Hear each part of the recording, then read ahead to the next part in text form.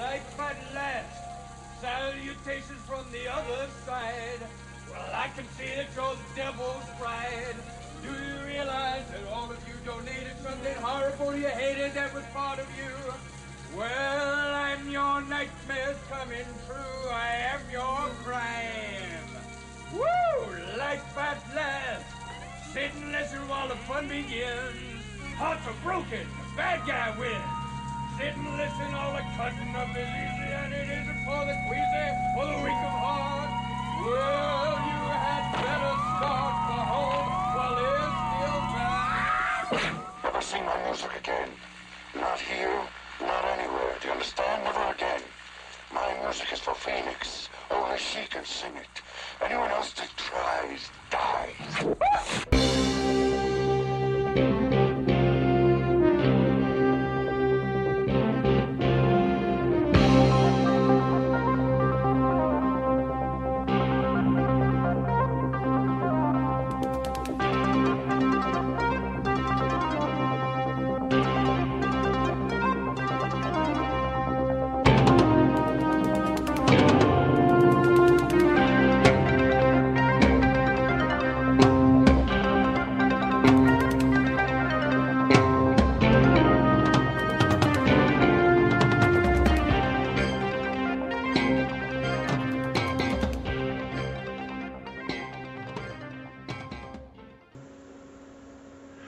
Good evening, everyone, and welcome to another episode of Pod Stallions. I am Brian, and with me to my left, my very far left, is Jason.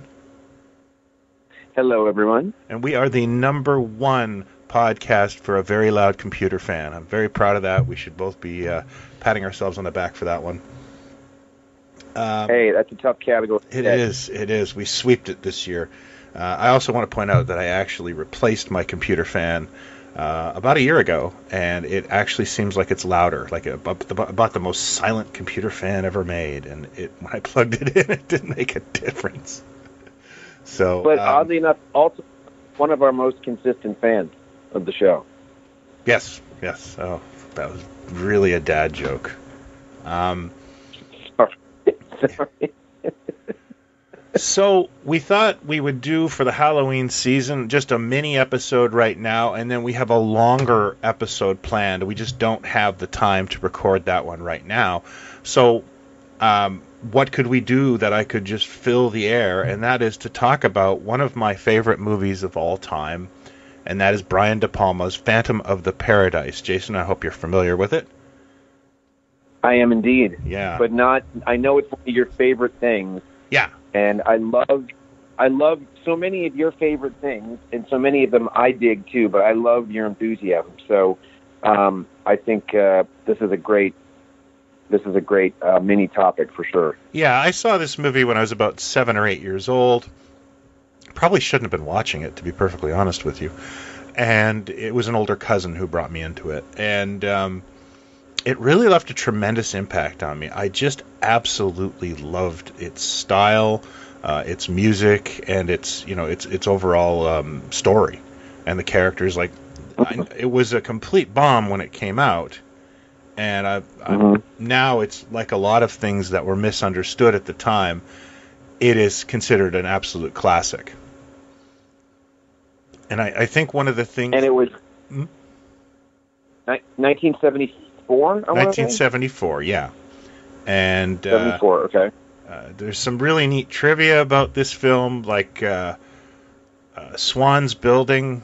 I think the film is partially filmed in Texas or in Dallas, because the building Swan's record company is in, Swan Song, which was the original name of it, and then it had to change it because Led Zeppelin sued them, and they had to turn it into Death Records. And that's why the Death Record logo looks like it's floating a lot in the movie, because it's actually superimposed. And you can still see the swans. But anyways, the building that his record company is in is also in Logan's Run. It's the Sandman headquarters, yeah. Wow, that's like a double whammy for you. It's very nice. And so you saw it. You must have seen it on television. City television. Airing on yeah. television. Yeah. And what was your? Because I think I saw it late one night. I'm trying to think of when. I mean, I think I knew it existed. I don't know how I would have, if maybe from a magazine or something. But it was. I must have been, 11 or 12 or something maybe. And I remember it late one night on local television and just sort of getting lost in it and not quite sure what it was. I knew who Paul Williams was at that point. He was a fixture, by the late 70s for me. Maybe it was like 80 or 81 or something. But it was Beef, Garrett Graham. Garrett Graham, just tour de force. And we'll get to all those characters. But that was the bit that just kind of knocked me out. Yeah. That I just adored, and always associated it with them. The more I discovered about it, the more I knew about it. That was the part that elevated it to something else for me. That I just thought was he I don't know where the motivation came from to behave the way he did, the choices that he made. You know more about it than I do. I actually don't know a lot about why he chose to do Beef that way. I'm just so grateful he did. Oh, it's just a thing of beauty. It is. It's brilliant. I can't believe Garrett Graham isn't more famous. I was thinking that the other day. I was watching, as I do, I was watching Miami Vice. I was watching. We've talked about Miami Vice before on the show. And people say what you want. The first couple of seasons of Miami Vice, was a groundbreaking, incredible show. Very stylish. Looking back on, just the music and how expensive it was and the time taken. I mean, each one was a movie. Nobody was doing television the way they were making these shows. And of course, loads of faces, pop up in this thing, from Benicio del Toro to Giancarlo Esposito and Bob Balaban and all kinds. And Garrett Graham is in one. And he's kind of the comic relief he's like a con man doing different voices and stuff. And then I thought of him in Used Cars. Remember Used Cars? The Zemeckis movie with he's hilarious in that movie. And everything he did, he was 100%, all the way. And I think the connection with Depalma, and I'm going off on a tangent here, is Depalma's, I want to say his second movie was a movie called Greetings. And it was Garrett Graham, Robert De Niro, and a third guy who I've forgotten. And I think it's like 1967 or 68. They're like draft dodgers or something. I forget. It's been a long time. And he was in that ilk, Graham. Like he was going to be, he was going to be one of those guys, I think. And he always worked. He just never became a household name. Yeah, he pops up in a lot of stuff, and you're just like, what a journeyman. Yeah. Like, he just never stops. But you're also like, why isn't he a bigger name? Because, I think the thing that I remember him from in the 90s was he ended up on the cast of The Critic as John Lovitz's dad. And again, what a perfect guy for animation, because he could do all these voices and these characters, and yet he didn't do a ton of animation either. Yeah, he just was one of those guys that you were happy when you saw him. And I mean, I think he's still kicking. He's still kicking. But I'm going to give it over to you. Phantom of the Paradise to me is one of those things that, we've said this phrase about different movies and eras that could only have happened when it did, I think. Yeah. It's one of those things that it's perfect for the era that it was made in, the music, the things that were popular at the time, the glam thing and so on. But give us the background on sort of how this, obviously Phantom of the Opera, but where the thing gestated from, like how this happened. Because this would have been after Sisters. Yeah, probably did Sisters in '73, I think. Yeah, and the Phantom himself, William Finley, is in Sisters. So that's right. Okay. Yeah. The film is. So where did it kind of come? I don't, it's been a long time since I read up on it, but the film is a combination of not only the novel Phantom of the Opera, but Faust as well. And then there's, a lot Yes. of different other elements in there. Obviously, like Beef is kind of an homage to Frankenstein on the stage show. Yep. And we have, spoilers, picture of Dorian Gray, and that Swan is retaining his image to stay alive, like so he never ages. And I think basically when De Palma got it going, he got Williams on early, if I recall correctly. Williams to do the music and then to play Swan. And that's where the film kind of took off, I think. And it was, it was for De Palma, it's a bit of a departure because it is kind of, it's not camp. I don't think I would use the word camp, but it's certainly slightly fairy tale-esque. Yeah, it's lighter. It's lighter for him at that. Yeah, the scene I always think of when I think of that film where it kind of dips into weirdness is like the prisons or the judge scene. It's pretty straightforward into that part, and then you get into this kind of like cartoony judge, life, and then it kind of gets a little silly there, but I don't think it's ever meant to be real. It's meant as sort of a slightly fairy tale-esque thing. And there's a lot going on in the movie, personally. Like, the whole idea of the juicy fruits and the way Swan's band just keeps changing genres is very sarcastic. And to add to that, Paul Williams is a really great songwriter. And, you've got... I remember I sat with a musician, like a guy who had his own band and stuff, and I was really into Phantom in high school, where it was very easy to get merchandise and memorabilia because the film hadn't been really appreciated and was considered kind of dated at the time because the bell bottoms and the clothes and all that. And I remember talking to him, and he was one of the first few people who said, "I love that movie," and then he started citing the upholstery as being just the funniest parody of Beach Boys music he'd ever heard. He's carburetors, man. He thought that was so funny, and I realized that like the film had a real good sense of humor about itself in all aspects. So it's kind of a unicorn in that it's like a horror musical comedy that has lots of gore in it. Because De Palma let the blood flow in this film like he did in all his films. And I don't know if you know this, but Brian Depalma's dad was a vet. So he was... And, I did not. And he had his veterinary shop in the house. So it was quite common to see blood all over the place in his growing up. So that's sort of like has an effect on Brian De Palma. And I have some friends who abhor his filmmaking and others who think it's great. I like some of his work very much.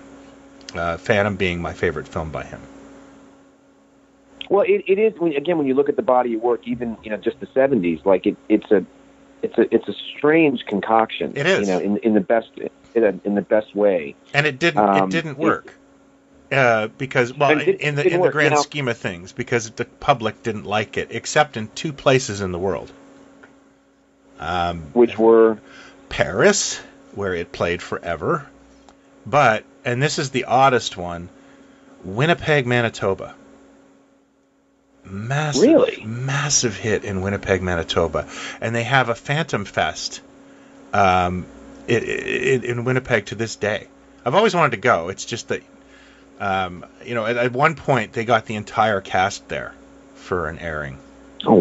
Yeah, and they still have Phantom Fest. Love that. I love how specific that is. Yeah, that's very. It played there for months and was a massive hit, and it makes you wonder if it just didn't get the right. It didn't find its audience in other places because it wasn't marketed correctly, and it was marketed with two different ad campaigns. I have both posters, but I can't find them since the move. But the first one is a very beautiful piece of artwork that actually features on the soundtrack. And then the second one is a much more exploitation horror type cover. I think it's by Richard Corbin. And, it's got Winslow with a big purple scarred face holding a very busty swan or phoenix. If you went in on that poster, you would have been seriously disappointed with the film itself. Well, that would be the next thing. It was such a one-off. Like, well, let me ask this: did Rocky Horror exist, the stage show, before Phantom of the Paradise? As much as I'm a fan of Phantom of the Paradise, I'm not a fan of Rocky Horror. I don't know anything about it. I think it's because I'm just trying to think of what the signposts were for him to do, a horror musical, slight comedy, pastiche or whatever, because it really is. It's hard to categorize and market. I mean, I think I did see a making of at some point, and they were talking about the marketing and how nobody really knew what to do with it. Right. Was it mauled? When it came out. I know it didn't do much, but were the critics harsh when it came out? Reception? That is a good question. I'm going to look that up because I've never cared. I think right. I read the Leonard Maltin book. I think it got what would be considered mixed reviews. You know, and again, like, it's the usual culprits I'm reading here. Like, Gene Siskel didn't like it. Well, he didn't like anything. And then Variety liked it. So it's just one of those things where it's definitely mixed. Yeah, I mean, when I came across, I didn't. Again, I think because of the magazines that we read or the things that we were aware of. Like, I knew who Brian Depalma was, and I think I kind of knew what his work was, but I don't know when I put together that was one of his movies. Like, it is just such an oddity. It's such a standout from everything else. Paul Williams, I mean, I know you're a huge Paul Williams guy, but I am, but it's because of Phantom. Paul Williams, for me, was one of those guys like a Roddy McDowell that just seemed to show up in everything. And, I always liked watching him, when I was a kid. Because he was, I don't even know if I understood that he was, the guy who wrote Rainbow Connection and stuff I had like no that. idea. I had no idea how he was famous. I just assumed he was an actor because he showed up in so many things. Yeah, he was in a movie. You know the movie The Loved One? Yeah, I've never seen it, but I know it. Robert Morse and Jonathan Winters. And Paul Williams is in it when he's a kid. And there was another thing that popped up late, local television or something. And here's a kid walking around where you go, that looks like Paul Williams, but Paul Williams always looks like a kid. Like, is that him? Yeah. And then the more you find out about his life, that he was an actor, and then he starts goofing around on the guitar on the set of, like, Last Picture Show or something, and one thing leads to another, whatever. And so was he, by the time of Phantom of the Paradise, was he a fairly known I would say entity? so, because he was considered for a Bond villain. Oh, really? Early on, yeah. And you're the Bond expert, not me, but there's a Bond film. It's a Moore, and the two guys there's two assassins who are supposed to be like a gay couple. Oh, yeah, Winston Kid. Yeah, Diamonds Are Forever. Diamonds Forever. It was supposed to be Paul Williams. I think they are. Kidding. I think the two guys are actual musicians. It's some sort of weird thing the director had. Well, one of the guys is what's his name?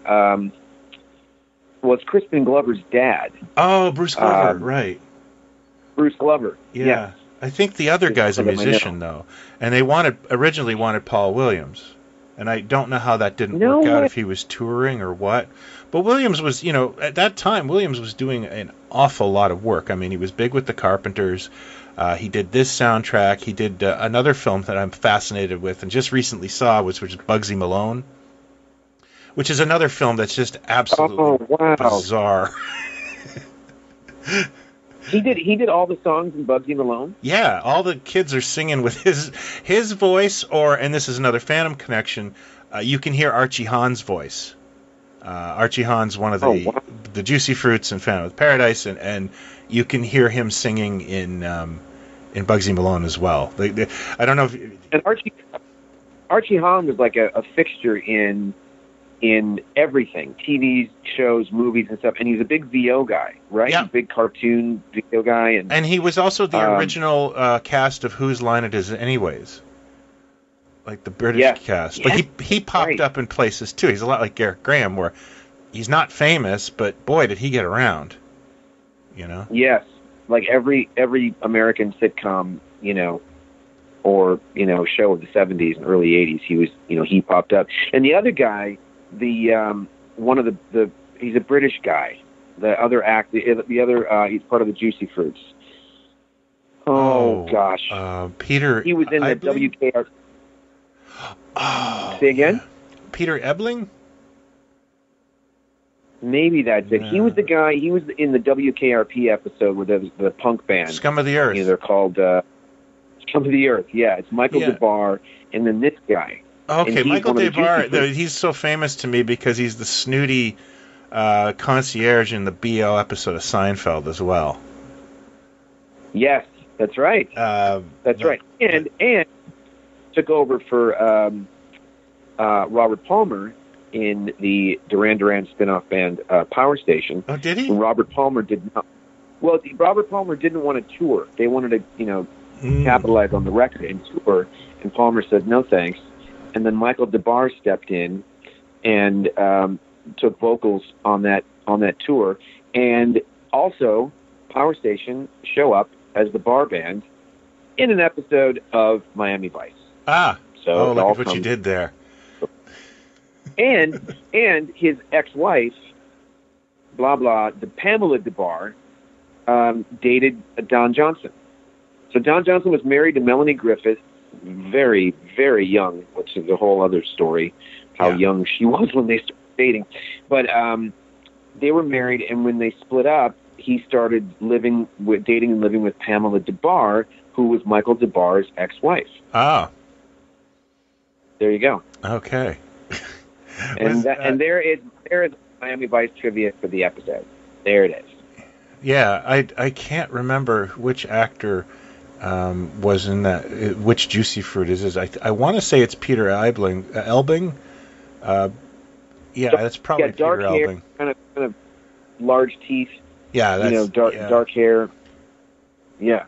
He definitely, I think Archie Hahn has the bigger presence, but yeah, you're right. It is Peter Elbing, the other guy, and I think he was the Scum of the Earth. He was Blood, and it's hoodlum rock, not punk rock. Hoodlum rock, yeah. The best scene in that is they're trashing the hotel room, and Johnny Fever's just like reading a magazine, like nothing's happening. Yeah, it's and they're all in suits. Yeah, they show up in suits and they seem proper, and then just all hell breaks loose. Yeah, they're just that's the whole shtick. This thing hit you probably in so many ways. Oh yeah, it pushes a lot of buttons.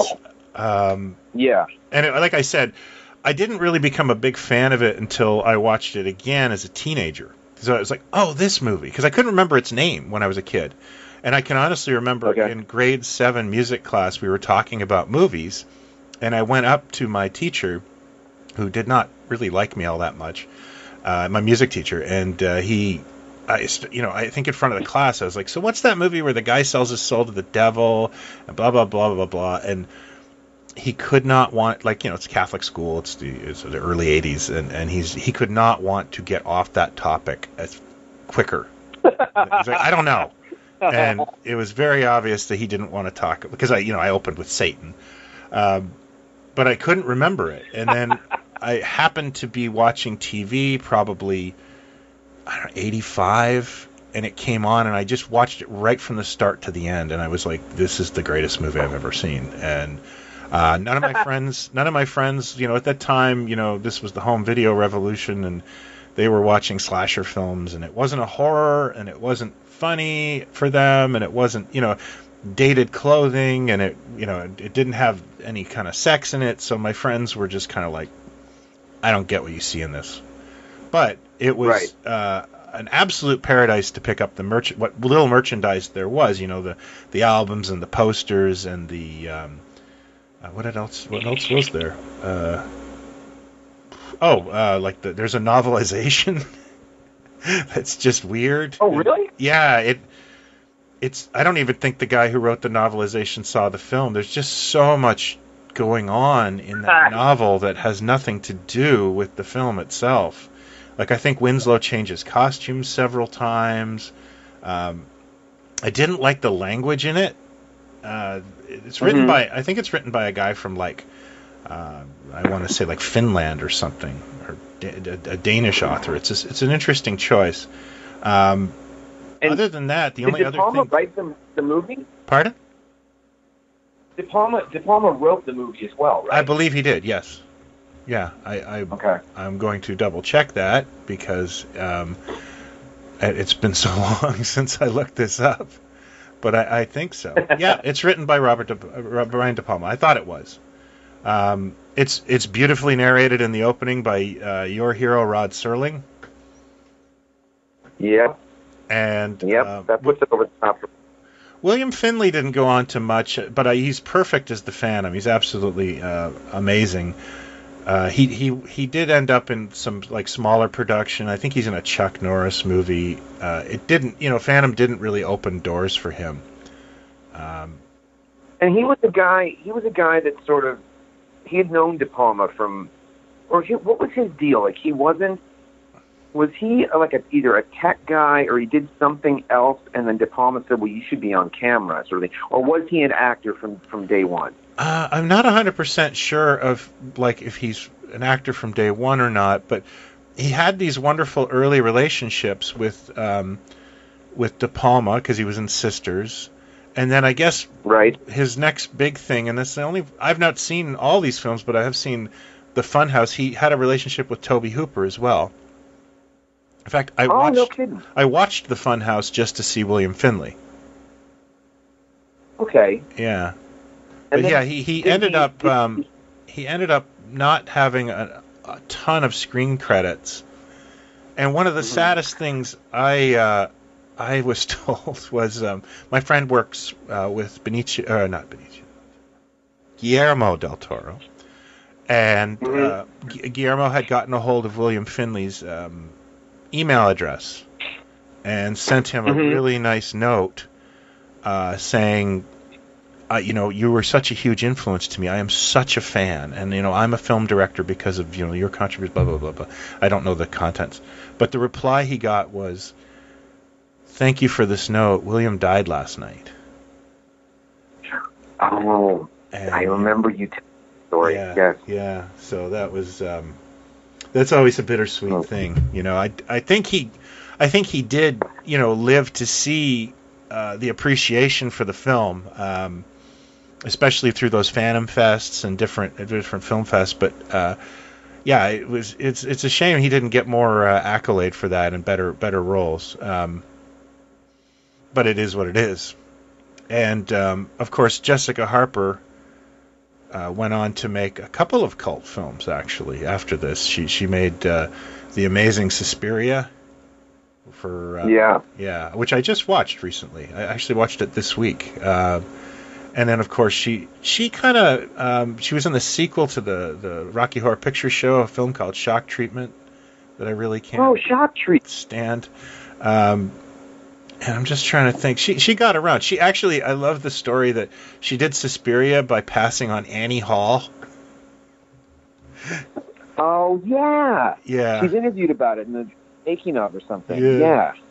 And I didn't know she was in Shock Treatment. That makes sense. That she was Shock Treatment gives, the connection to Phantom. So when did Phantom when did it sort of surface as people started to appreciate it and knew what it was and kind of it got a second wind? Well, I never had a first wind, but it sort of. I think those that liked it a lot. And I used to, like, when I would go into movie poster conventions or, memorabilia shops, you'd find people who go, oh, that's like that movie's awesome. So it always had, I just don't think it had the exposure it needed. It was one of those things that slowly caught on through TV repeats and home video and that sort of thing. And the cult sort of grew as the years droned on. And of course now, it's referenced, and there was a time I remember in '89 when Andrew Lloyd Webber's Phantom of the Opera was so popular that it was actually trying to be done as a Broadway musical. Oh wow! Yeah, I read that in Starlog. But see, it is well. And hey, if Starlog didn't know what was going on, then nobody could get the scoop. That's the truth. But it is one of those things. It's like it's such a strange hybrid of things. It is. How do you market something like that? It's not like there was a lot to sort of compare it with at the time, and it's a strange idea, not redoing Phantom of the Opera or even the Faust thing, but the way it was done, sort of. Yeah, it's a rock opera, and it covers so many different genres. It begins with the 50s nostalgia wave, and then they move into this Beach Boys sound, and then, Swan jumps to this sort of, like, I would say, very Alice Cooper-inspired goth rock for the final act. And as you said, they hire this, with Winslow's Stolen Music, they hire this man to sing it, which was not supposed to be, and they hire this guy named Beef, who's all macho and scary and tough, and Garrett Graham just makes him the gayest man in the world. I don't know where so great. The idea came from to play him like that, but I think you see him singing first in the movie, right? Yeah. He comes out and he sings a song real butch, and then when they introduce him, he's growling at the at the press, and they do this like and then when he's just standing on stage, he's himself, and he's as they say, he's very fey. He's very effeminate. Just brilliant. Yeah. Absolutely brilliant. And it would just, and if it would ever come up on a repeat, I would wait for him. He was the thing that I loved the most about it. What really made me laugh was, for years and years and years, I would look at the film on an old television, like I had a VHS of the movie. And I think around 2000, my friend Sean and I, we went to go see it at the Royal Cinema, or no, the Bloor Cinema. It was playing one night only kind of thing. We had missed the 35 millimeter print of it that Del Toro did, so we went and saw it, and you could see things I didn't know. And the one thing that really made me laugh on the big screen was I, for years, thought that Beef had a picture of like his mother on the wall, and no, it's a picture of himself, which always made me laugh. Well, that whole thing to me was riffing on, the glam. Oh, yeah. The tail end of glam, and the Alice Cooper stuff, and I guess there were things. I don't know if Rocky Horror was a thing that if the show existed. The movie was, I think, 75 or something. Yeah, it probably existed. Oh then. shit! Yes, yeah, but they weren't that big in '74. And so this was 74, right? Yeah. You said? So Tommy as an album, The Who, Tommy as an album and as a touring show when they did, live shows, that was 69 and then into like the early 70s. The movie Tommy wasn't even until 75, which is, pure musical, like no dialogue. So it's one of these things. There's not even a lot to sort of point to around it that sort of seem like it, or it's in this particular genre. It's a real hybrid of things, Yeah, And there's nothing. There's no real like other. I guess you could compare it with Rocky Horror, but Rocky Horror has so many other things going on in there, subtones and things like that. It doesn't quite work. Right. You know, I'm saying at the time there really would have been nothing to compare it with. No. To try to tell and it people. never really did become that midnight movie that Rocky Horror did. Right. Just in very small areas, but not to the grand scheme where like Rocky Horror became this thing you had to go do. Right. I mean, I had to do it in the 90s. I'm not that fond of it. No offense to those that like it. It just, I don't know what it. Maybe it's because I had to do it. You know? Other than the tie-ins that were out when the movie came out, since there's been, I want to say, like a Medicom 12-inch figure and a mask or something? I don't know about the mask. Medicom did 2 12-inch figures. This was how much I wanted this to happen. There was a local store called the Comic Post in Toronto. He used to get Medicoms imported from somewhere, but you had to pay in advance, I think, to get them. Mm-hmm. And money was tight. I was just out of college when that came out, and I just walked up with like $120 balled up and like, Phantom. And so I still have that Phantom. And I rarely do this. I'm rarely this guy. You know this about me. But there's things on that figure that really bug me. Yes, I think I remember that. He's got little loafers instead of boots, which are very plainly seen in the film. He's wearing motorcycle boots. And the face paint. And then about, I'd say 10 years ago, it must have sold so well that they reissued them. And this is a more accurate version. And while it was, I didn't really think it was any much of, like, for the money, I didn't think it was a stretch. Since then, Medicom has released recently, I think last year, they released a little vinyl of Winslow, which I bought, sight unseen. I think it came out last, I can't remember. I ordered it from Japan, and the guy said, well, you'll get it in 6 months. And I was like, oh, like I paid in advance again. But, and it was like one of those things where your eBay feedback would be useless. This guy could just rip me off. But to his credit, he sent me it eventually. I can't remember what it's called. It cost me like $60, I think. And I don't know about replica helmets. I have one. I thought there was a mask or helmet or something. Maybe I'm getting mixed up with something else. They've done some interesting stuff like pins, and I have a lighter that says Death Records on it. I think some of this stuff is bootleg. And I've always wanted to do bootleg. Pardon? The thing that pops.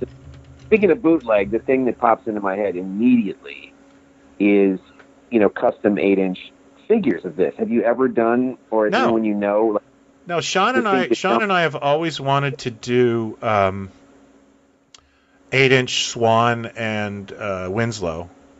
And we just haven't gotten around to it. We have all these, these schemes and plans. Like we were gonna do Sean Connery as Zardoz 8-inch figures, and it'll happen. But I think we'll both have to be like retired to make it happen. I just looking. The other thing I forgot to mention, looking on eBay, is that Medicom did this thing called Bear Brick, where it's like a Lego. Oh yeah. Bear thing, and that was an easy pass for me. Now they go for like $150. No, thank you. But listen, if you're gonna, by the way, if you're gonna do an 8-inch Connery Zardoz figure, you better hit the hobby shop for like yak hair or something. Grape hair. Yeah. Well, what I was gonna do is I was just gonna spray glue on it and then shave over every one.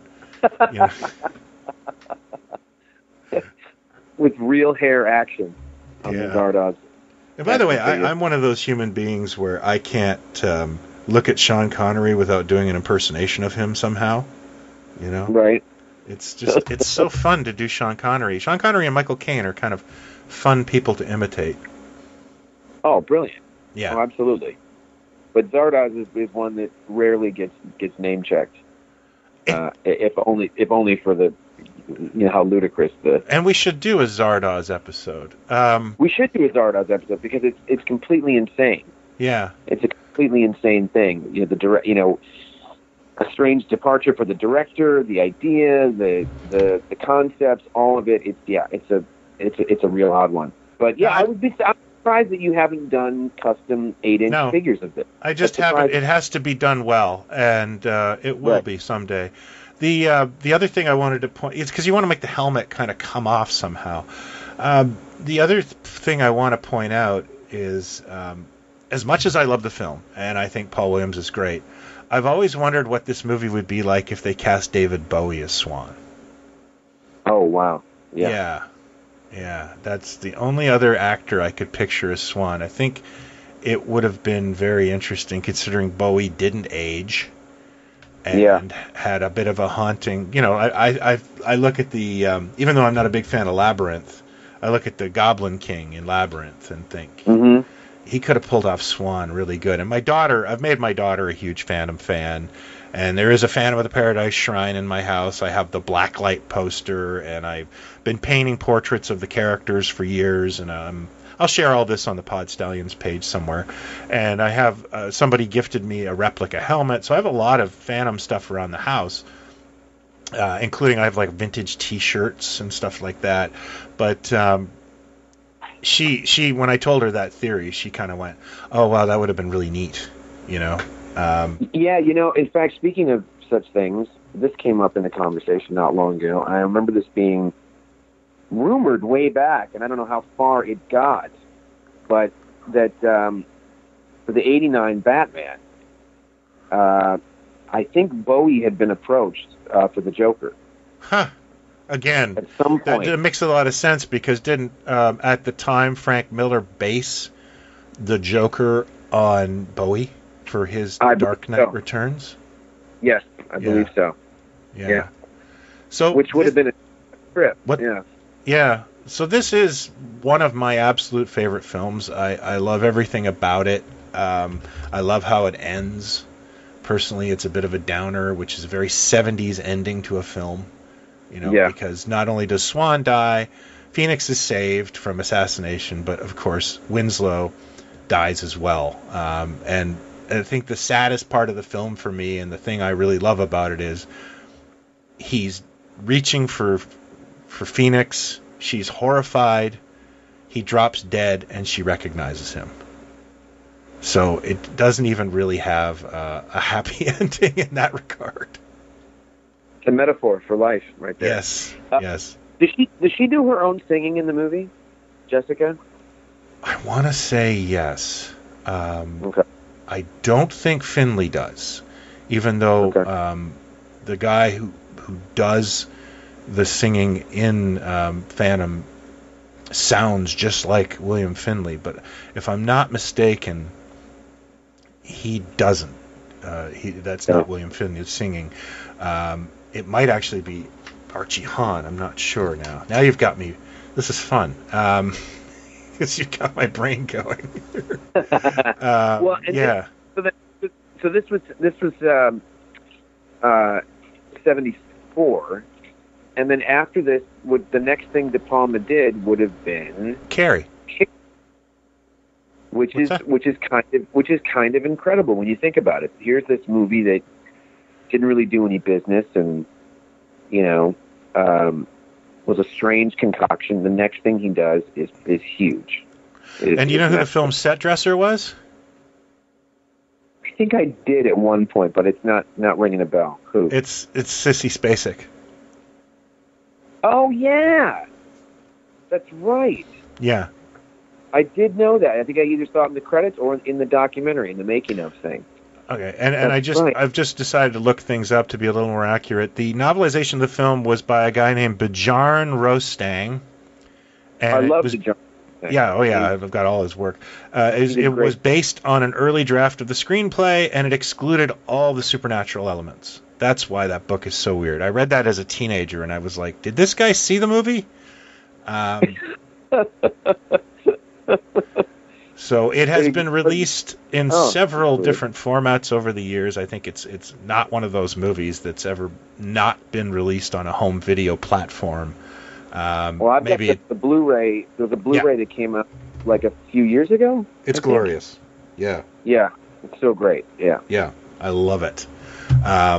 But yeah, I hope that you folks will check it out during this October season. I watched it last year on my deck. We have a projector and watch movies. And every Halloween we put on a bunch of films, and Phantom won last year. So it is well worth a review, and it has aged terribly well, in my opinion. Yeah, it's kind of a thing of beauty. I don't. Yeah. I really love it. I don't love it the way you do, obviously, but it's one of those things that I'm glad exists, and I think is kind of a secret handshake when you meet people and cool bring it people. up. Cool people. Yeah, it's kind of true. It's really a, It's definitely one of those things. Like I have a Young Ones T-shirt that I wear around town, and it's meant to look like a Sex Pistols T-shirt. So most people go, "What band is that?" Or right. But if somebody comes up to me and goes, "That's awesome," I usually think they're cool. Yeah. And Phantom's sort of like that for me as well. Yeah, and that's just who we are. I remember the first time I went over to my neighbor's house. I was wearing my Death Records shirt, and my neighbor got it. He's like, "I know what that's from." That's a deep cut right there. Yeah. If you recognize the label. And I love that, too. That's that little aspect you mentioned that I just love, that there's a connection to Led Zeppelin. Oh, absolutely, yeah. Well, it's a lawsuit. That strange little tie-in there to Zeppelin, I just love about that. Yeah. They got sued a lot. Up. They got sued for the comic character, the Phantom. Somebody else sued about use of the Phantom of the Opera. Like, there's a lot of lawsuits. I'm surprised that Hitchcock didn't sue her, because Depalma had to throw a Hitchcock parody in there with the scene from Psycho and the plunger. Should have sued him for everything he did. Every frickin' thing he did was practically Hitchcock.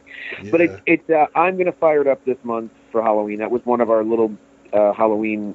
That's a mini Halloween for everybody. Yeah. Look, for a longer episode, we have a real treat in store for you where we're going to just sit and... You want to just reveal it? Sure. Why not? We're going to sit and talk about the works of John Carpenter this month. Woo! Yeah. And then after that, the Carpenters. The Carpenters. Yeah, we'll segue into that, which will again bring us back to Paul Williams. Exactly. The last thing I just want to mention about Paul Williams is he is one of the very few actors in this world that when you're watching him in Planet of the Apes makeup, even as a child, you're like, that's Paul Williams. Oh, absolutely. Yeah. Absolutely. He is a unique, magical person. Yes. In so many ways that he's had I can't for the life of me get him to retweet me. Oh, well, I'll make some calls. Yeah, please do. All right. Well, there you go, folks. Thanks, folks. We'll talk to you again this month. Take care. Take care.